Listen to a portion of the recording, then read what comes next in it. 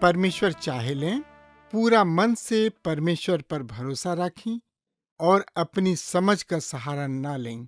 उन्हीं के सुमिर के सब काम करें, तब उ तोहरा खातिर सोझ रास्ता निकली है।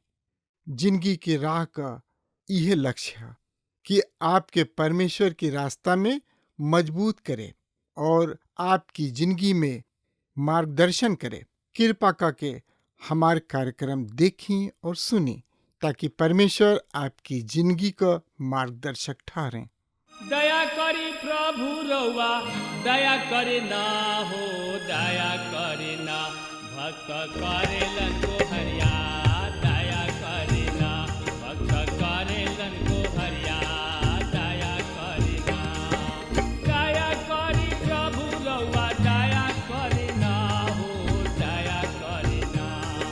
दया करी प्रभु रउआ, दया करे ना हो, दया करे ना। भक्त करेलन को हरिया, दया करे ना।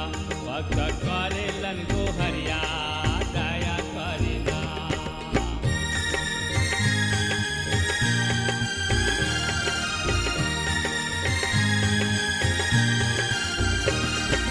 दया करी कृष्ण रउआ, दया करे ना हो, दया करे ना। दया करी कृष्ण रउआ, दया करे ना हो, दया करे ना। पापी करेलन बिनतिया, दया करे ना। पापी करेलन बिनतिया, दया करे ना।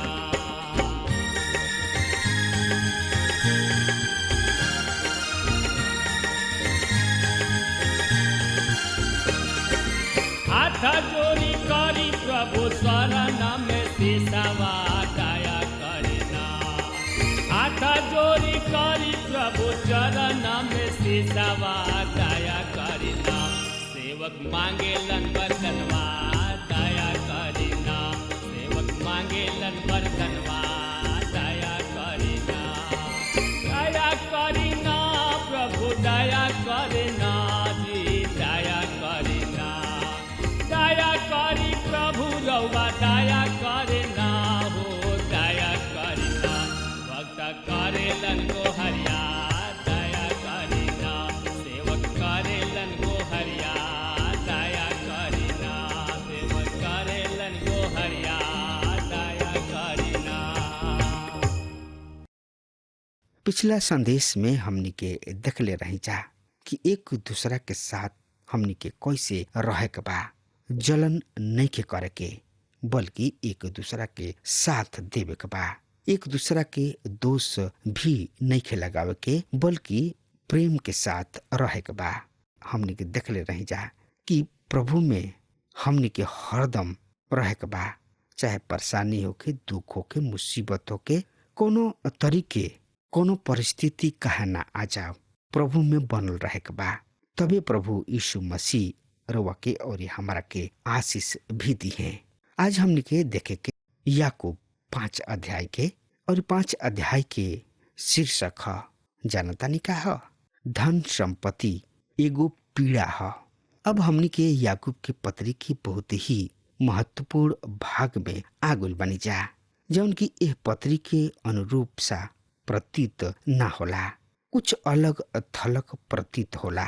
यदि हमनी के सरसरी नजर से यह अध्याय के पढ़ी जाता, 5वां अध्याय के पहला 6 पद गरीबी हटावा, धनवान मिटावा के नारा है। सामाजिक विषय पर शिक्षा के प्रतीक होला।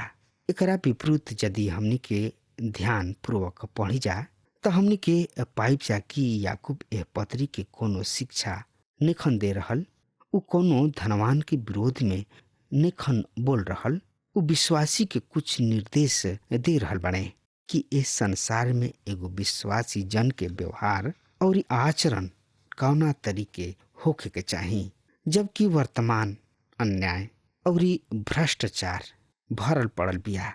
एकरा अतिरिक्त स्वतंत्रता केवल एगो सपना बन के रह गइल बा। याकूब बतावतानी कि एह विश्वासी जन के ऐसन परिस्थिति में का करे के बा। पत्री के लेखक प्रभु के दास याकूब के समय के रोमी जानत ना रहे, जैसे कि वर्तमान संसार में हम और रउआ रह रहल बानी जा। उस समय के सहन पूर्णतः भिन्न रहे। उस युग में मध्यम वर्ग ना रहे। समाज में केवल वर्ग पावल जात रहे। एक तो बहुत धनवान वर्ग के रहन जौन की बहुत ही गंदा व अश्लील रहन। दूसर वर्ग बहुत ही गरीब रहे, वो भी बहुत ही गंदा और अश्लील। तीनों वर्ग अपना अपना क्षेत्र में चरम सीमा पर रहे। आज भी हमने के अश्लीलता अपवित्रता के एक ही दूगो वर्ग सब में पावेलन। एगो वर्ग धन के अधिकता के कारण नंगापन व अश्लीलता प्रदर्शन करेले। दूसरा वर्ग बहुत बा निर्धन होकला के कारण नंगा और अश्लील है। सही में मध्यम वर्ग समाज के आतर है। अधिकांश मसीही लोग वो समय ऐसन ही निर्धन व गुलाम वर्ग से मसीहत में आयल रहन।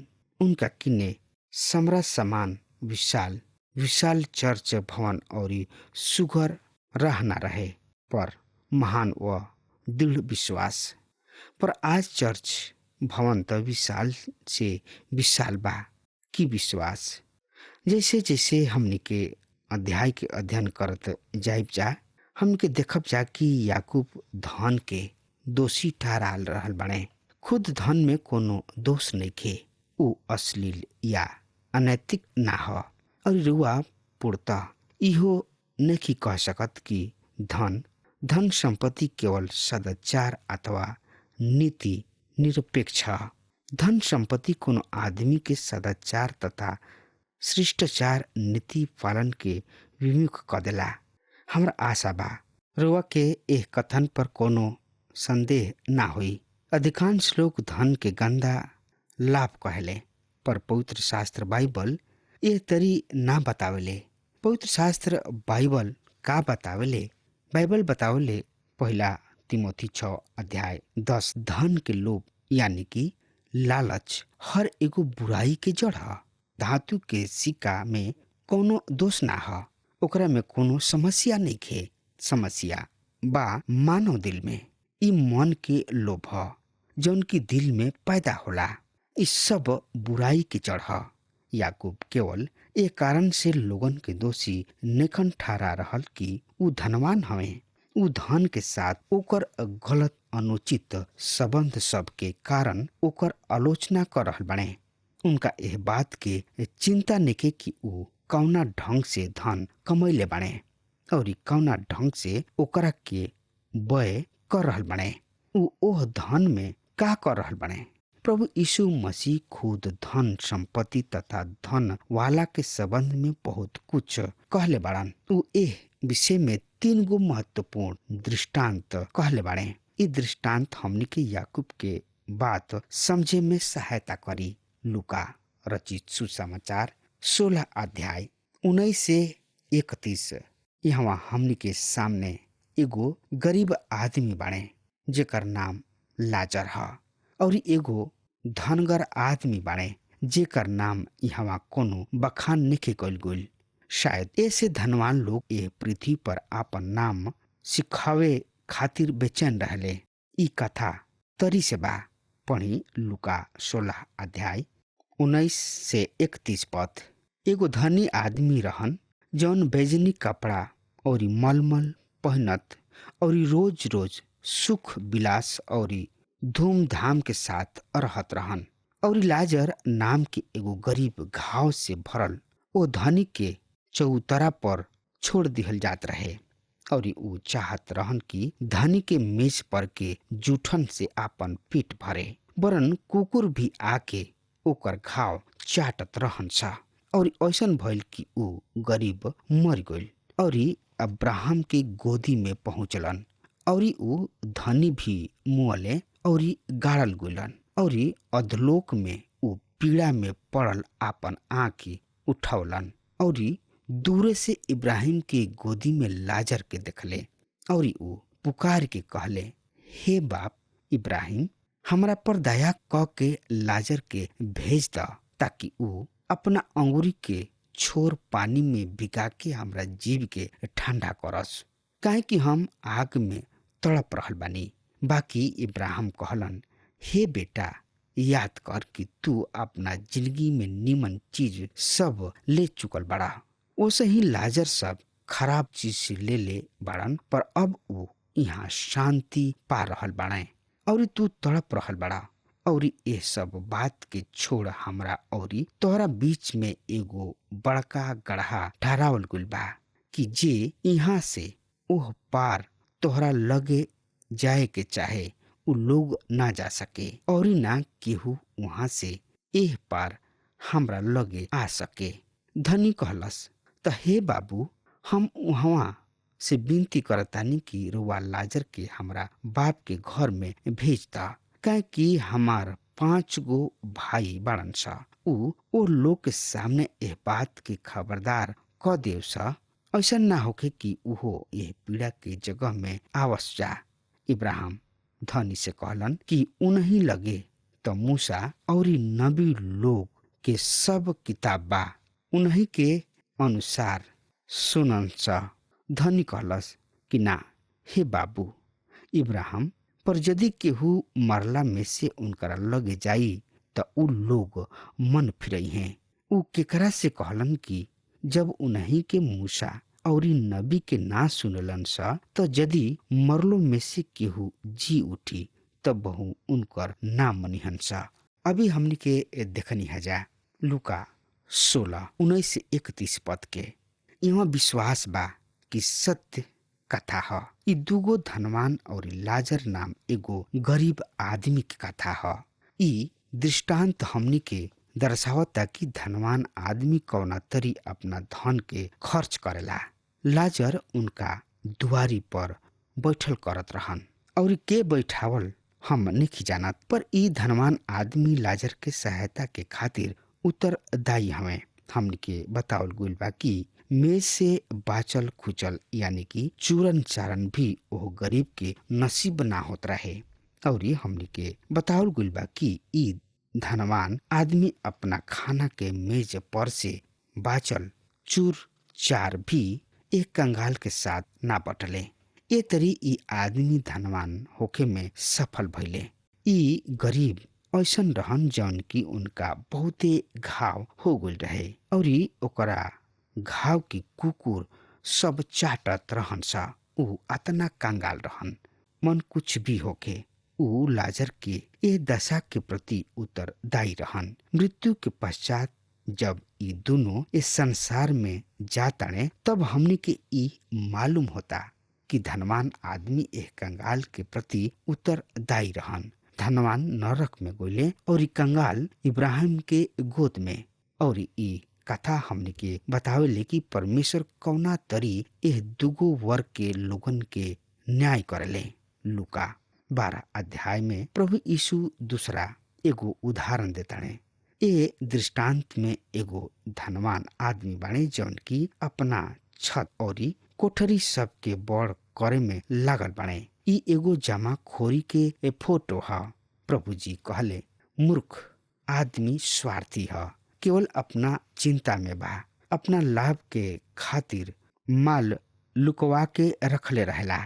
ई मूर्ति पूजा ह। हमनी के पवित्र शास्त्र में बतावल गइल बा कि लोभ लालच मूर्ति पूजा ह, अर्थात वस्तु सब के उपासना कइल। केवल प्रतिमा के पूजा कइल ही मूर्ति पूजा ना ह, वरन कोनो भी वस्तु के चाहे ऊ धन संपत्ति होके परमेश्वर से अधिक महत्व दियल प्रेम कइल मूर्ति पूजा ह। ई परमेश्वर के विरुद्ध पाप ह। दृष्टांत एह तरी बा। लुका 12 अध्याय 15-21 पद में लिखल बा एह तरी से सुनी। और यीशु उ लोग से कहलन, सावधान रहिह और सब किस्म के लालच से अपना के बचौले रखिह, काहे कि केहू के जिंदगी ओकरा धन दौलत के बढ़ला से ना होला। यीशु उ लोग से एगो दृष्टांत कहलन।